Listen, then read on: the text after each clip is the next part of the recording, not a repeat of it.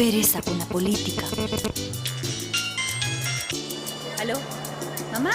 Aló, Merce, que yo recojo a Chabelita en la escuela después de las elecciones y la llevo a la estación. No te escucho. Que yo recojo a Chávez y la llevo a la estación. No te preocupes. Mamá está...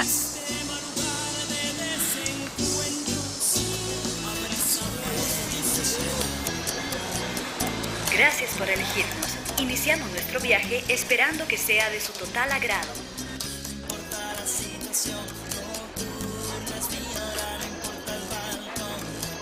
Ojalá le vaya bien a Isabel en las elecciones. Ay, mi chiquita.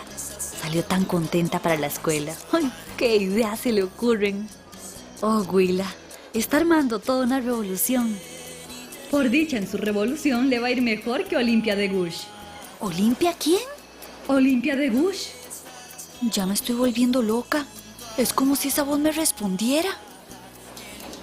¿Sabías que a ella la mataron solo por pedir libertad, fraternidad e igualdad para las mujeres? ¿Será que está oyendo lo que pienso? Sí, durante la Revolución Francesa también lucharon muchísimas mujeres. Pero cuando demandaron derechos para ellas mismas, las mandaron a callar. ¿Quieres ver? ¿Y si digo que sí, qué pasa? Mira por la ventana. Antes de esa revolución, la tradición hacía que el poder fuera ejercido por unos pocos. El rey, la nobleza y los jerarcas de la iglesia, los únicos que tenían voz y voto y que vivían con lujos pagados por el resto de la gente. Por eso, en 1789, la gente se unió para derrocarlos y crear una nueva sociedad que reconociera a las personas como ciudadanas, o sea, con derechos para incidir y participar en la vida pública, la política y la educación. Pero eso estuvo bien, ¿no? Lo malo fue que donde todo esto se proclamaba en la Declaración de los Derechos del Hombre, no se incluía a las mujeres. Y cuando Olimpia escribió la Declaración de Derechos de la Mujer, decidieron mandarla a la guillotina.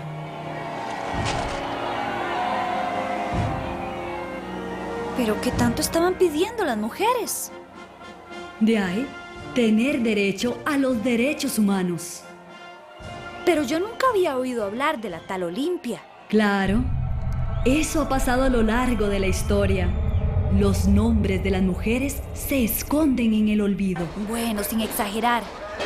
Nombres, exagerando estoy yo, porque sigo hablando con una voz que no existe. Bueno, así es como nos ha tratado la historia. Como si fuéramos una voz que no existe. Pero, a ver, decime nombres de mujeres de la época de la colonia o de los primeros años de nuestra vida independiente. De ahí no sé, no me acuerdo de ninguna. Pero tal vez es que en esas épocas las mujeres como que no hicieron mucho, ¿o sí? Mira, durante la colonia las condiciones eran muy difíciles. Pero más si no eras de España. Poco a poco en toda América fue creciendo el deseo de libertad, fraternidad e igualdad. Costa Rica se independizó de España en 1821. Y años después, como seguro sabes, también nos tocó defender esos principios durante la guerra de 1856, en la cual, por cierto, participaron muchas mujeres. ¿De verdad? ¿En la guerra contra los filibusteros? ¡Mujeres! Sí, mujeres. Y te voy a mencionar a una que defendió la patria, arma en mano y en varias ocasiones. La condecorada y heroína nacional Francisca Pancha Carrasco y Jiménez. Bueno, de esa he oído hablar, pero así como... Pero no tanto como de los héroes hombres, ¿verdad? Es que hemos vivido en un mundo patriarcal que hace ver a los hombres como lo primero y lo único. Este androcentrismo que los coloca a ellos como el centro y el origen de todo, mientras desaparece lo que hemos hecho las mujeres. Es lo que conocemos como machismo, y de eso hemos tenido muchísimo. Ve solo un ejemplo. En la Costa Rica de la colonia, la gran mayoría de las mujeres no tenía acceso a la educación y las pocas que sí, recibían clases para ser buenas esposas o madres. En el siglo XVII ya había escuelas de primeras letras, pero la mayoría para varones. El primer liceo de niñas comenzó hasta 250 años después. O sea, en esas épocas, lo más seguro es que ni vos ni tu hija habrían podido estudiar.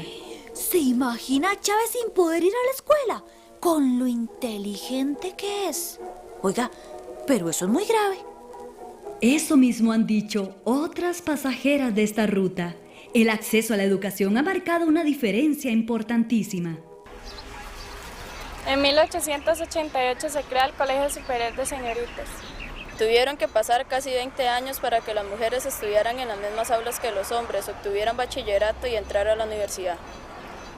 Lita Chaverri Matamoros fue la primer graduada en farmacia en 1917.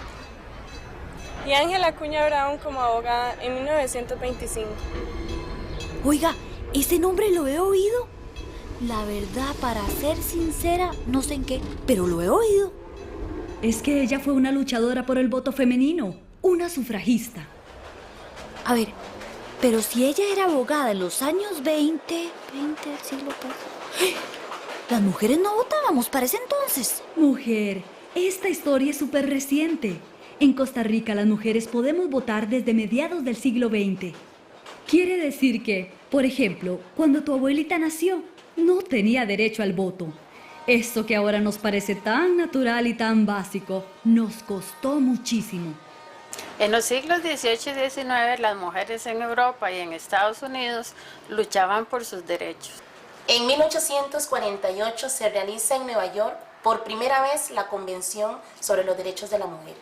Y se elabora la Declaración de Sentimiento defendiendo que todos los derechos existentes deben ser también para la mujer, entre ellos el voto. Muchas de las participantes de la convención habían sido abolicionistas, o sea, trabajaron para eliminar la esclavitud. También en Europa el movimiento sufragista era muy fuerte. En Inglaterra, estando prisionera Wallace Dunlop, primera sufragista que se declara en huelga de hambre, y después de pasar 5 días sin beber ni comer, fue puesta en libertad. Inmediatamente 14 sufragistas decidieron seguir el ejemplo de ella. Así, a finales del siglo XIX, inicia un proceso de internacionalización del movimiento de mujeres y nacen muchísimas organizaciones. Cuando esto pasaba, ya las mujeres de la isla Pitcairn de Polinesia ya podían votar desde 1838. O sea que se aprobó primero el voto en esas islas que en Europa y Estados Unidos. Bueno, sí y no. Te cuento que en Estados Unidos se aprobó el voto de las mujeres en 1776. Uy, qué bien, antes de la Revolución Francesa. Sí, pero fue una aprobación accidental porque utilizaron la palabra personas en lugar de hombres. Una vez que se dieron cuenta del error, eliminaron el voto para las mujeres. Por eso en las primeras décadas del siglo XX, las mujeres estadounidenses todavía seguían luchando. Uy, sí, yo lo vi en una película. Se llamaba algo así como Ángeles de Hierro, ¿verdad? Sí, la historia de Alice Paul, Lucy Burns y otras mujeres luchadoras, como la alpinista Annie Peck, que en 1910, a sus 61 años, escaló el nevado del Coropuna para colocar en su cima este mensaje. Este nuevo comienzo del feminismo, particularmente el sufragista, impactó fuertemente en toda Latinoamérica. Entonces esto del derecho al voto fue como trepar el chirripoy con un saco de piedras al hombro. Sí, mira el montón de intentos que se hicieron en Costa Rica. Se considera que la democracia nace en 1889, pues por primera vez llega a la presidencia un candidato de la oposición y por la vía del sufragio, no la del cuartelazo. Un año después de asumir el poder, este presidente defendió el voto femenino como necesario, pero no se hizo nada concreto. También, otro presidente propuso reformas para que el voto fuera directo y pudieran ejercerlo las mujeres. Se aprobó que fuera directo, pero no que las mujeres votaran. Luego un diputado presentó un proyecto para reformar la Constitución y permitir el voto a mujeres mayores de edad, alfabetizadas e inscritas en el registro civil. Proyecto desechado. En los años 20, otro presidente propuso otro proyecto al Congreso, donde formaron una comisión para estudiarlo. Y finalmente, un 15 de agosto, fue rechazado. ¿Un 15 de agosto? ¡Qué regalazo para el Día de la Madre! Ahora sí la sacaste del estadio. La Liga Feminista pide al Congreso aprobar el voto de las mujeres. Denegado. Dijeron que se trataba de una propuesta prematura y que solo debería ser para mujeres con educación. Después se intentó de nuevo con una propuesta solo para mujeres profesionales, propietarias o directoras de instituciones. Tampoco se logra. 3 años después, la Liga Feminista solicitó al Congreso estudiar de nuevo la anterior propuesta. Ni siquiera llegó a discutirse en el plenario, como tampoco las iniciativas de 1939, 40 ni otra presentada en el 43. ¿Qué te parece?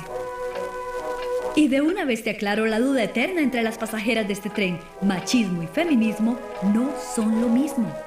El machismo es la creencia de que los hombres son más que las mujeres y por lo tanto deben tener más derechos, mientras que el feminismo defiende derechos para las mujeres, para lograr la equidad. O sea, las feministas querían el voto para las mujeres, pero nunca pidieron eliminar el de los hombres. Muy diferente, ¿verdad? Por eso, con todo el machismo que había, imagínate el esfuerzo que significó defender el voto desde nuestra posición de no ciudadanas.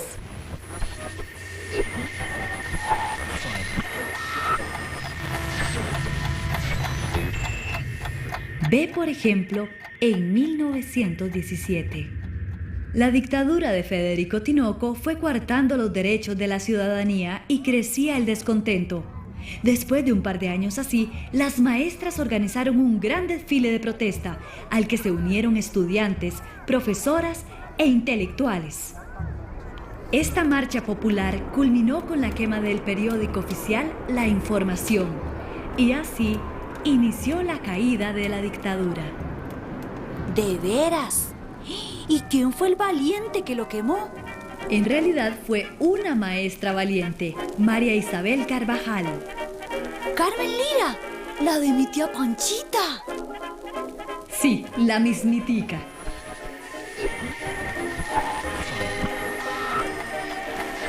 En Costa Rica los locos años 20 iniciaron ya sin dictadura y con un liderazgo de las mujeres mucho más reconocido. Conforme seguían participando en política, aprendían cada vez más cosas, sobre todo a luchar en grupos. ¿En grupos? ¿Y cuáles grupos habían? Estaba la Liga Feminista, fundada en 1923. El voto fue su principal objetivo, pero también educar y formar cívica y políticamente a las mujeres. Otro grupo era el Consejo Nacional de Mujeres de Costa Rica, formado en 1924, ante el llamado de Sara Casal, para recoger firmas y apoyar los proyectos a favor del sufragio presentados ante el Congreso. Luego vendría la convulsa década de los años 30, fuertemente marcada por la enorme crisis económica que comenzó en Estados Unidos.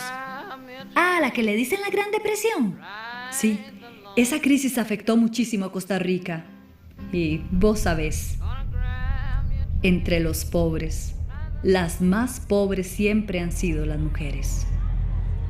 Había tanta injusticia que Carmen Lira y Luisa González, otra importante maestra y escritora, intentaron formar el primer sindicato único de mujeres. Aunque no lo lograron, las mujeres sí se organizaron y se unieron a otros sindicatos y partidos. Siguieron sumando experiencia política, descubrieron que su voz era válida y que tenían derecho de cambiar las cosas si éstas estaban mal o defenderlas si estaban bien. Y así, más fuertes, llegaron a la intensa década de los años 40, que incluyó una pavorosa Segunda Guerra Mundial y en Costa Rica, la Guerra Civil de 1948. En los años 40 también fue lo de las garantías sociales, ¿verdad? Sí, el Código de Trabajo, la creación de la Universidad de Costa Rica y de la Caja Costarricense de Seguro Social. O sea, fue una época de grandes logros. Pero no sin luchar. Era un momento muy convulso. En 1943, un grupo de diputados presenta un proyecto para encargar ante el Congreso el escrutinio de las elecciones. Las mujeres se opusieron, organizaron jornadas cívicas y en menos de un mes sepultaron esa reforma electoral. Sin embargo, quedó la espinita de un posible fraude. 4 años después, en plena campaña para las elecciones del 48, el país se paralizó con la huelga de brazos caídos, que buscaba, entre otras cosas, garantizar el respeto a los resultados de las cercanas votaciones. La violencia crecía y no se veían posibles soluciones. Entonces, las mujeres se organizaron y bajo el impulso de Emma Gamboa, entonces presidenta de la Asociación Nacional de Educadores, organizaron una gran marcha en defensa del sufragio. Llegaron hasta la Casa Presidencial, que en ese entonces se encontraba frente al Parque Nacional, y anunciaron que se quedarían ahí hasta que se negociara. La represión no faltó, tampoco las heridas de bala como Elena López de Madrigal. Pero el esfuerzo no fue en vano. Un día después, alcanza la negociación que da fin a la huelga. Oiga, eso lo vimos en el colegio, pero nadie nos contó nada de una manifestación de maestras. Y a Emma Gamboa la conocía solo porque sale en el billete de 10,000 pesos. Increíble, ¿verdad? Finalizó la huelga, pero no el descontento. Era una época de grandes deseos de cambio. La gente coincidía en que se debían arreglar muchas cosas para tener un mejor país, pero habían diferentes ideas sobre cómo hacerlo. Y en ese contexto, las mujeres nunca se quedaron viendo los toros detrás de la barrera. Unas apoyaban al gobierno, otras pertenecían al Partido Comunista y jugaron un papel clave en la defensa de las reformas sociales. Otras estaban en la Unión de Mujeres del Pueblo lideradas por Carmen Lira. Otras en la Liga Cívica apoyando a las fuerzas de la oposición en la guerra civil. Despuesito de la huelga, en febrero de 1948, se celebraron elecciones presidenciales que el Congreso anuló. En medio de acusaciones de corrupción y falta de limpieza electoral, las comunidades y hasta las mismas familias se dividieron. Tomaron las armas y se enfrascaron en una cruenta guerra en la que murieron más de 2,000 personas. Las mujeres de todas las provincias participaron activamente, conformaron redes de contactos, muchas servían de correo, escondían personas, trasladaban alimentos, ropa y armas a los frentes de guerra. Incluso algunas intervinieron directamente en la lucha armada. Pero ¿y entonces? ¿Cómo se logró el derecho al voto?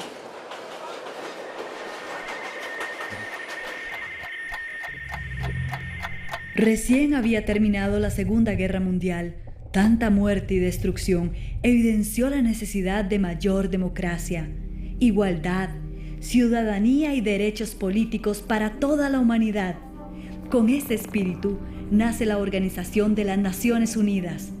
Tuvieron que pasar casi 2 siglos para que dejáramos de hablar de los derechos del hombre y comenzáramos a hablar de los derechos humanos. En 1949, una vez pasada la guerra, se elige una Asamblea Nacional Constituyente y en la nueva Constitución Política, finalmente, se consagra el derecho de las mujeres costarricenses al voto. La primera mujer votó el 30 de julio de 1950 en un plebiscito para decidir si los caseríos de La Tigre y La Fortuna iban a ser de San Ramón o de San Carlos. Y también haciendo historia votaron otras 348 mujeres. En 1953 votamos por primera vez en elecciones nacionales y además fuimos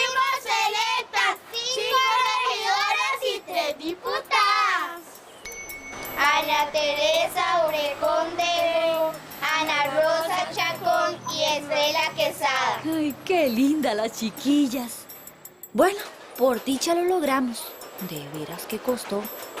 Entonces, desde mediados del siglo XX votamos y todo arreglado. Solo vos sabés. Oiga, ¿ya?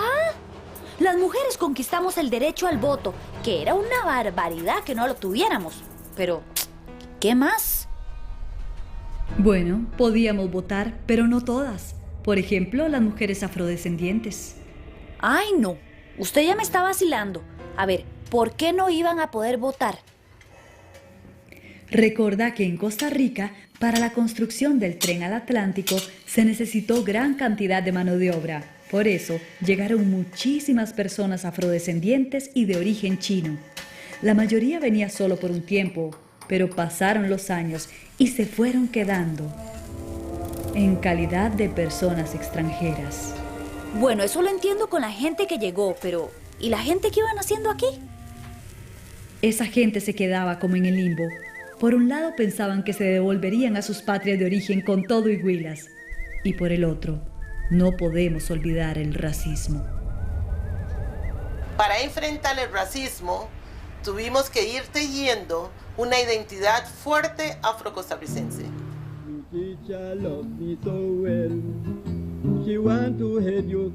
Las mujeres fuimos fortaleciendo y manteniendo la cultura, el arte y las tradiciones dentro de las familias. Jugamos un papel protagónico en la fundación de las escuelas privadas de inglés, las cuales sirvieron para difundir nuestra cultura. En 1955, siendo mi padre Alex Curling diputado, se creó la ley Curling para agilizar los procedimientos de naturalización, porque antes de esa ley, las personas que se naturalizaban, aun cuando hubieran nacido en Costa Rica, tenían que someterse a los trámites de las personas que hubieran nacido en el exterior.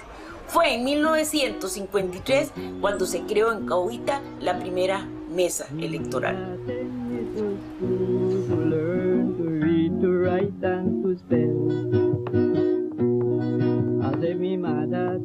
Otras que no podían votar eran algunas personas indígenas. A pesar de la masacre durante la conquista, en Costa Rica sobrevivieron varios grupos que han sido tratados como personas de segunda clase.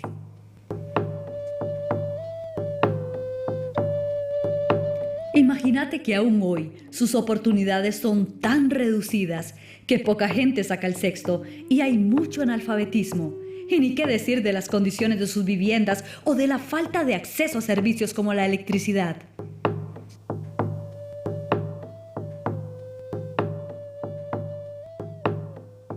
Pero entre los grupos indígenas, uno especialmente marginado es el Nobe, un pueblo que desde antes de la llegada de los españoles se desplaza dentro de un territorio que quedó dividido por una frontera.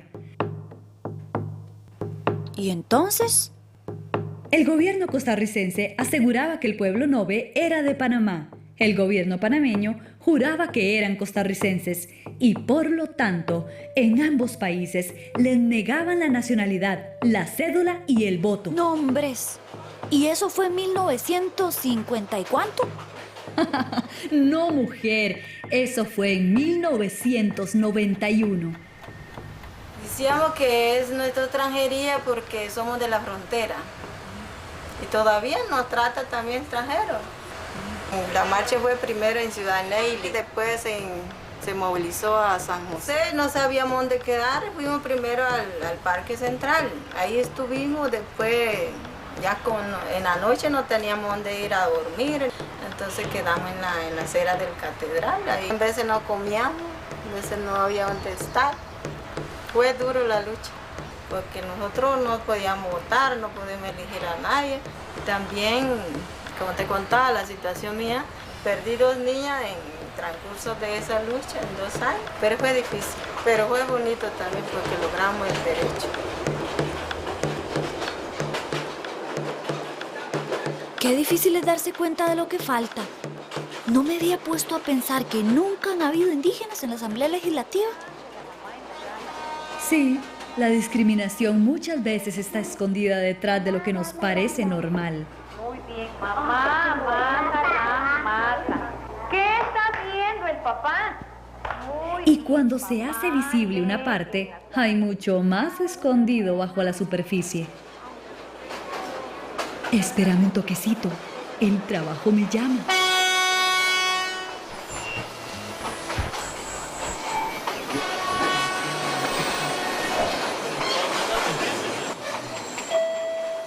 Este servicio de tren le recuerda asegurar bien sus derechos durante el trayecto. Muchas gracias.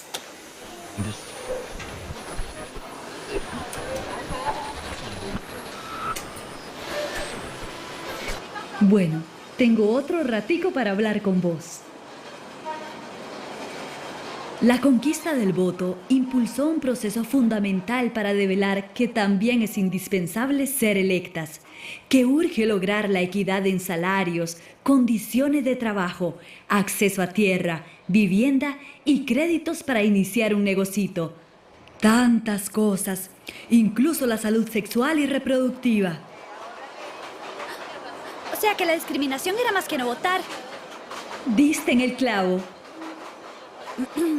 Por eso nacieron nuevas agrupaciones, organizaciones e instituciones que defendieron y siguen defendiendo desde varios frentes los derechos humanos de las mujeres. Por eso, primero se crearon instrumentos internacionales para comprometer a los estados en la lucha por la equidad entre los géneros y después nos pusimos las pilas para proteger de manera especial las necesidades específicas de cada grupo de mujeres. Así, en 1979, en la Organización de las Naciones Unidas, nace la CEDAW. La Convención sobre la Eliminación de todas las formas de discriminación contra la mujer, también conocida como la CEDAW, representó un enorme avance en el derecho internacional. El país se convirtió en signatario de la Convención, lo que significaba manifestar su acuerdo con respecto a los contenidos. Sin embargo, tuvimos que luchar 4 años para que el Estado costarricense ratificara. Una vez conseguido que el país fuera parte de la CEDAW, diversos grupos de mujeres iniciamos la redacción de un proyecto de ley. Sin restarle méritos a las mujeres que estaban activas en la política gubernamental, hay que destacar la participación de grupos de mujeres, mujeres feministas, que consideraban absolutamente importante que existiera un instrumento, el primer instrumento, donde se evidenciaba la discriminación de las mujeres con respecto a los hombres. Se hicieron varios acercamientos con los medios de comunicación, mesas redondas, se hicieron talleres dentro de San José y fuera de San José. Se convenció al arzobispo de la Iglesia Católica para que reuniera a más de 300 sacerdotes y discutieran el proyecto de ley. La mayoría brindó su apoyo. Muchos dieron sermones sobre la igualdad de la mujer y la necesidad de un cambio social. Y hubo una hermosa manifestación que llegó precisamente a la Asamblea Legislativa. Se calculan con más de 5.000 personas, principalmente mujeres, pero también hombres, convencidos de cumplir con lo que establecía la CEDAW, la Convención. ¿Y se pudo pasar la ley? Sí, tal vez has escuchado de ella. Se aprobó en 1990 con el nombre de Ley de Promoción de Igualdad Social de la Mujer. En 1995 nos encaminamos hacia la 4ª Conferencia Mundial sobre la Mujer en Beijing, China.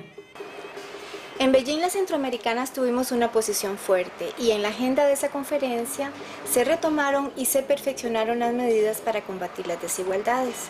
Y expusimos nuestras peticiones concretas en la Declaración de Honduras.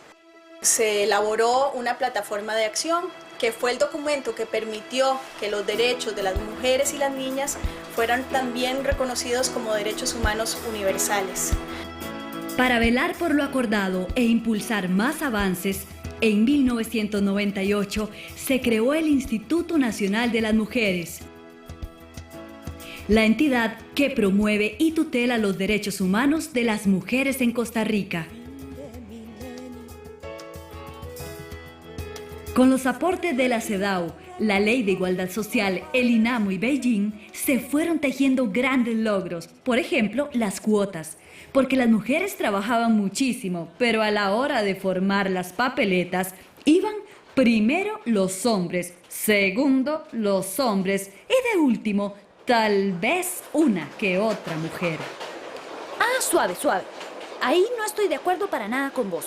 Eso de las cuotas a mí nunca me ha parecido ni justo ni digno. ¿Y por qué? Bueno, mira, yo sé qué pasa, pero por lo menos lo que es a mí, nunca me han discriminado por ser mujer. Yo creo que está bien que ocupemos cargos, pero no como un regalo, sino porque nos lo hayamos ganado. Pero mujer, vos ya has visto que nunca nos han regalado nada. Lo de las cuotas más bien ha sido un apoyo para ir eliminando la discriminación, una acción afirmativa que, como quien dice, ayuda a emparejar el terreno de juego. En 40 años el avance de las mujeres en puestos de diputadas fue muy lento. Teníamos un 7% en 1953 y en 1994 llegamos a un 16%. Esto era causado porque los partidos políticos ponían a las mujeres solamente en puestos no elegibles. En 1996 se logró reformar el Código Electoral y se estableció el 40% mínimo de mujeres en las listas de personas candidatas. Los partidos políticos dijeron que no estábamos preparadas y además que hacía falta dinero para la capacitación necesaria. Y aquí vamos de nuevo con el jueguito, porque como siempre hubo que ir marcando la cancha. ¿Por qué decís eso? Porque los partidos comenzaron nombrando a las mujeres en los últimos puestos de sus listas de candidaturas. Ah, entonces cumplían con las reglas, pero dejaban a las mujeres sentaditas en la banca. No. Ya vas viendo cómo ha sido la cosa. Por eso se luchó para aclarar que el 40% era un mínimo, no un máximo. Que tenía que ser en puestos elegibles y que si los partidos no cumplían, no se podían inscribir. En el Congreso, todavía el 2010, el 40% no se ha alcanzado. En las municipalidades sí se alcanzó la cuota para síndicas y regidoras, aunque para alcaldesas solamente se llegó a un 11%. Claro, en otros ámbitos que no estaban cubiertos por el régimen de cuotas, como por ejemplo los sindicatos, las organizaciones comunales y los ministerios, pues todavía faltaba bastante para llegar a la equidad. En 2009 se da otro gran paso. Una reforma al Código Electoral obliga a los partidos a nombrar al menos un 50% de candidatas mujeres en puestos elegibles. Al año siguiente es electa Laura Chinchilla Miranda, la primera mujer presidenta de Costa Rica.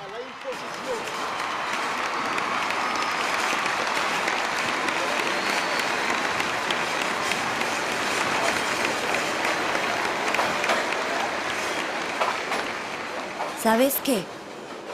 Pienso en Chávez, en lo contenta que está por ser la candidata a presidenta de su clase, en que ella jura que va a seguir como presidenta del cole, de la universidad, del trabajo. Ay, vieras qué chiquilla.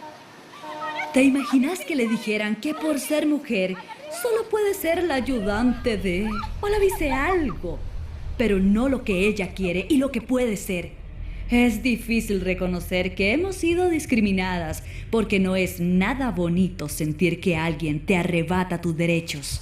Por eso, muchas a veces lo negamos o lo olvidamos.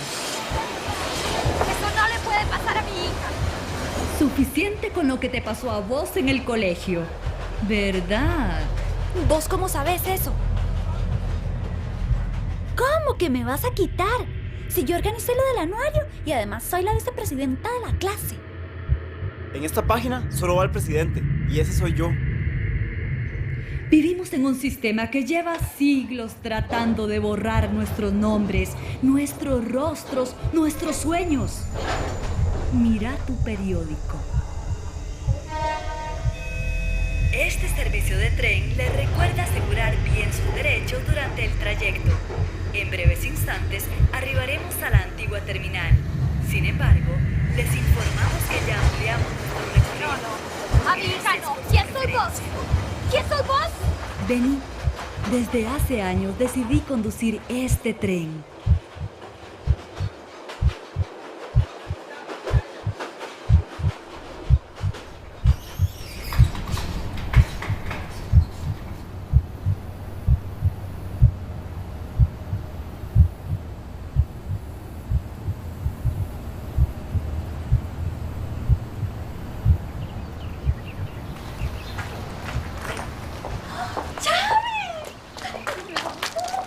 ¡Felicidades, Chabelita!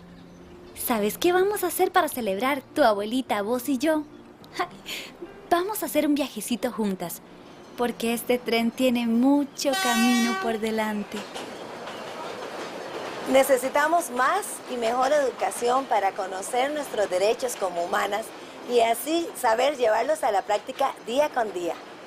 Necesitamos más cursos para ser mejores lideresas, aprender a participar en la vida pública y hacerlo con seguridad. Queremos un lenguaje y una historia que nos incluya. Partidos políticos 100% democráticos, en donde las mujeres podamos participar, representarnos y ser electas sin resistencia, con igualdad y sin discriminación. Democracia y equidad, con más mujeres, niñas, adolescentes, indígenas y afrodescendientes en puestos de toma de decisiones. Y en vez de tener que pelear por nuestro espacio, poder dedicarnos a ser mejores personas, a colaborar con las demás y hacer cada día un mejor país. ¿Y a dónde va este tren? A un lugar donde las mujeres ya no estemos limitadas, donde dejamos de trabajar el doble por la mitad del pago y donde la violencia es un recuerdo lejano de algo que superamos hace mucho, mucho tiempo.